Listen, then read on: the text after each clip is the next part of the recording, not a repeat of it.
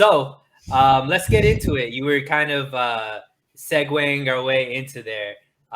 Let's talk specifically first about the defensive line. This obviously was set up to be the strength of the team. We said when the 53-man roster came out, they didn't cut one defensive lineman, and they wanted the depth, they wanted the rotation, and they wanted this team to be built defensive line first, and have all the other levels play off of that. 2 weeks into this season, is the defensive line playing the way you expected, Jack? Yes and no. They are in the pass rush side of it, but on the run game is really struggling. They're really struggling to stop the run, and so I say yes, and that the pass rush has been really effective. And I say no because that middle of the defensive line just, yesterday started out good. The first couple of possessions for Philadelphia, the Flyers did a really good job of shutting down the inside run.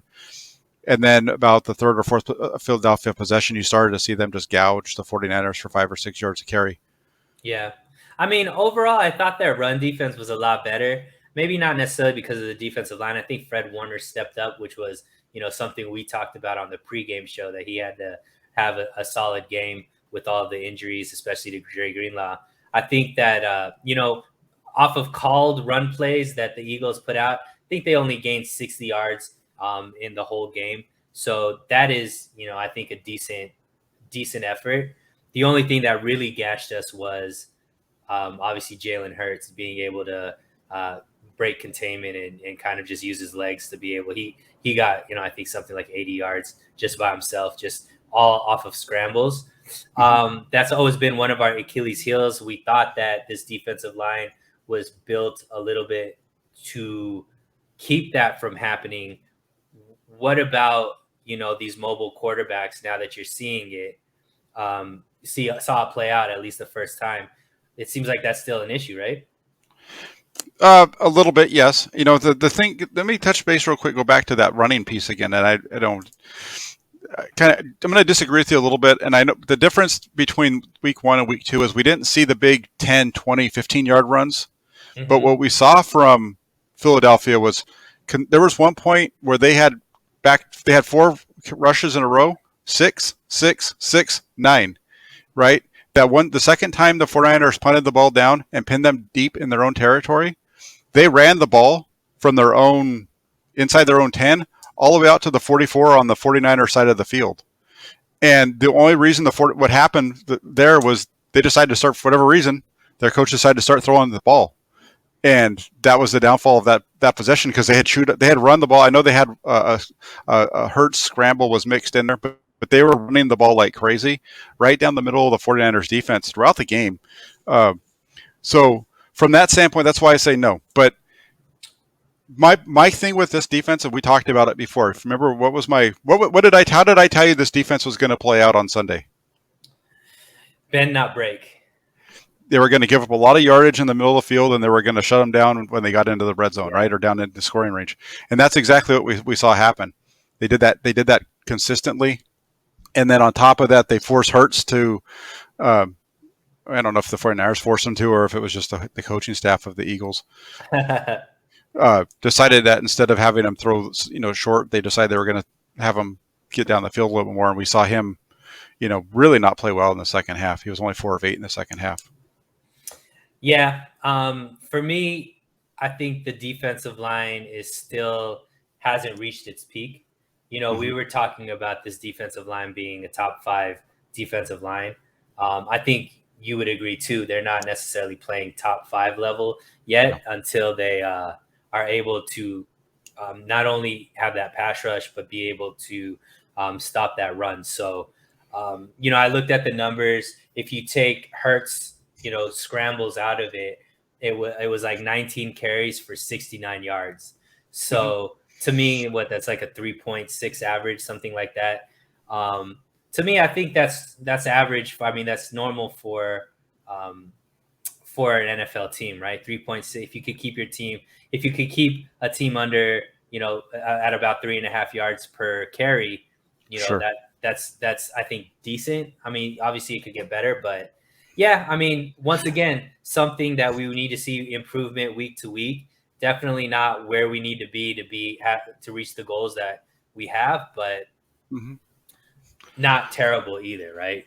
Yeah, and I think when you look at those averages, they get skewed a little bit because of when they're getting knocked for a loss or what have you, right? There's a little bit of skewage. That's a terrible word, but there's a little bit of skewing of the stats when it looks like that. Just it's similar to Jimmy Garoppolo, right? He was 22 of 30. You look at his numbers, and if you didn't watch the game and see the flow of the game, 22 of 30 for 180 yards, a touchdown, and everything he did, you think he played pretty good. You watch the game and he played okay, but he definitely wasn't. Other than one throw, it was not a whole lot to write home about. Yeah, we already have some Jimmy debate in the comment section. Mike Austin says the offense is dormant with Jimmy. Chewy coming in saying Jimmy is a steadying presence for this team. He's not supposed to win these types of games. Supposedly, we couldn't run. They had a good pass rush, and we played a more mobile, talented QB. He still won. Yeah, I mean, and then Harold comes in and says special teams was a difference maker in the game. Credit to the special teams. Absolutely. I mean, I think one thing that is a pleasant surprise is Mitch Wishnowsky, right? We're finally seeing a guy that might be worthy of using a draft pick in the 4th round for, right?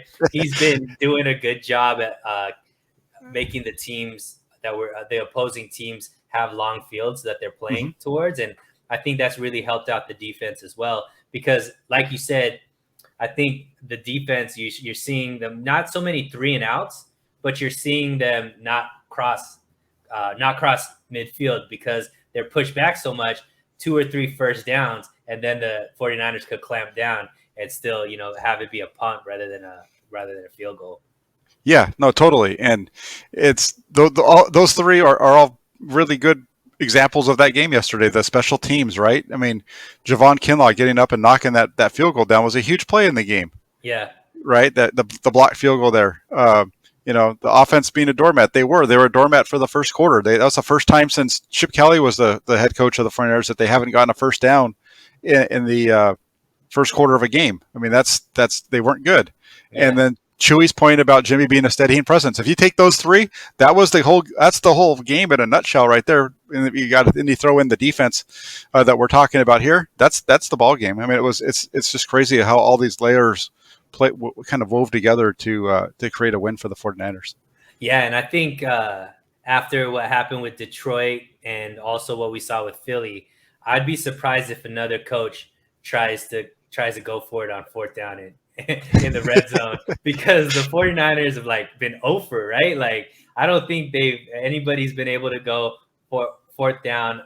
Obviously it's been 2 games, but 4th down and goal and had success. 49ers have been really clamped down on 4th down when people are going for it in their red and green zone. So that's hopefully they could keep that going. But, hopefully it scares some coaches away.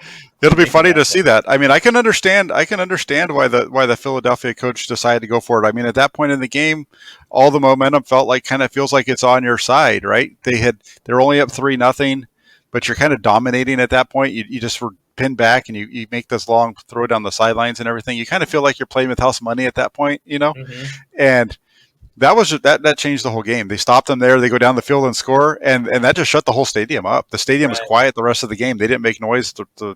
It was over at that point, really, in a lot of ways. Yeah, one other thing about the defense that I saw, and I forget if I brought this.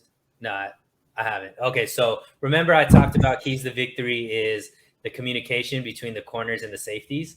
Yeah. Do you remember the play between Lenoir and Jimmy Ward, where they did that same crossing route that they blew in the Detroit game that led to a touchdown? This time they played it perfectly. Lenoir stayed outside with the crosser that went to the outside. Jimmy Ward stayed and played perfect defense along the guy that was crossing down the middle, and it turned into an incompletion, which was could have been a huge momentum changer, right? If they had that confusion, especially with these safeties and corners not playing a lot together, because obviously these aren't the starters that are in there right now. I thought that was something that was very promising to see, that communication is still there. And man, where would we be without the 5th round pick, Lenoir? he is turning out to be, not a superstar quite yet. Obviously, we have to see him against big name receivers, which we might see next week with Devontae Adams. But he seems like a cerebral type of corner, Jack. His body position, he's not like an overly athletic type guy. We saw him get beat that one play, but just that one sideline play that he had with that, could have been a touchdown, but because he played it perfectly, ended up not being a touchdown. And it just seems like he's the best corner we have after the starters that have been injured. He's really helped us out. And without him, maybe we're talking about a much different, outcome. Yeah, I definitely agree with you. He's the 49ers. He's going to be a starter for the 49ers all year long. I think if Emmanuel Moseley comes back healthy, you're going to see Emmanuel Moseley on one side and Lenoir on the other. It's kind of fun. It's kind of fun to see. I mean, the guy's a 5th round draft pick. All of the angst over the over the offseason about the corners, and to have the 5th rounder be so good, that's a good deal, and he's cheap, and if he can continue to improve, it's a good contract for the 49ers. He seems real humble too. I follow him on all his social media, and it seems like he's a real humble. And you kind of talked about it, right? He was very shy in the interview process at the press conferences and things like that. So it's going to be one of those guys that I think the 49er faithful will really rally behind. And I think he could be one of those like cult-like type players for the 49ers, much like Moseley has been, because, being an undrafted corner and now, being the starter. Chewy has a question. I've seen Ward struggle in tackling through the first 2 weeks. Have you guys noticed? I don't know. I don't think I'm going to say that. I don't think I've really seen him tackling. I mean, I know okay. So it depends on, since Chewy's not here, I can't ask him the question. So, the thing with that is there was the one blown play in Detroit, right, where he has a bad angle and the guy gets by him. So that could, if that's what he's talking about, that could be an example of him having struggling with tackling. The thing that I noticed, or the one time that jumped out to me with him maybe having a little issue, was the 2-point conversion after Philadelphia scored there at the end of the game. I don't know if you noticed that, I did, but Fred Warner basically pushed him out of the play to try to get through the hole to make the tackle. He wasn't really hitting it quite like he'd want him. I mean, he basically got in Warner's way. If you rewatch the play, you'll see Warner shove him out of the way with his left hand, and then so then when Warner gets there to make the tackle, he's late. He's grabbing him he's sliding off the back of the running back instead of being able to get up there and make the tackle. So there's little things like that I noticed, but otherwise, I think he's doing okay. And so what Chewy just said, he seems hesitant. So that's an example of that goes back to what I was just talking about on that goal line play. He just wasn't flowing up in there and flying up in there to make the play, and in a way got in the way of the linebacker. Yeah. I don't think that Jimmy Ward is a problem by any stretch of the imagination. And I'm not saying that that's what Chewy's saying at all. I think Ward will be fine. I think Ward and Tart are, playing the way that we expect them to play. They've been kind of like the safety valve for that defense. And, they're I think as long as they stay healthy, which should be on which should be on the 49ers jersey, right? As long as they stay healthy, I think that secondary will be fine. We saw them kind of be able to, save the corners whenever there was like an issue with that as well. So, and you saw Jimmy Ward make some really nice plays in coverage yesterday. There was I think a couple there. I know there for sure there was one deep ball when they're going left to right that he's there breaking it up. There was a couple of times where the safeties made really good plays down the throw. So talking both about saying that they're having issues with some tackling or whatever, it's a give and take. There might be some issues that you can point over here, but they're doing really well. It's 6 of one, half dozen of the other with some of the stuff. I like that. So